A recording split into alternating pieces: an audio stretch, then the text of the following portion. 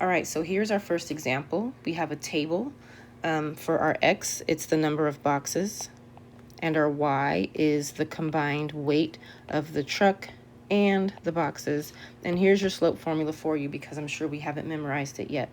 So we just need to find the slope of this table.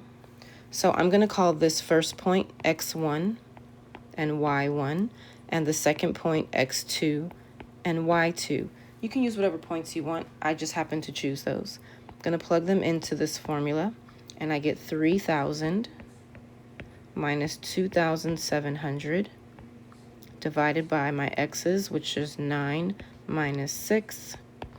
So this is 300 over 3. And we want to make sure we label it 300 what?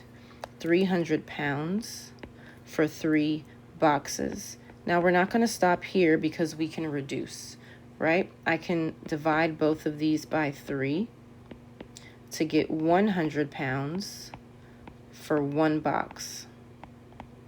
So whenever you can, you want your denominator to be a 1 when you're talking about slope.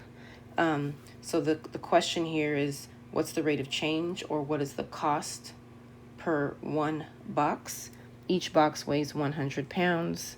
And so we'll just write M equals 100 pounds for 1 box.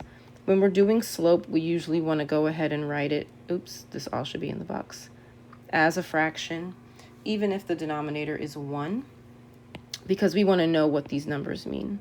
So the slope is 100 pounds for 1 box. That is our rate of change for each box.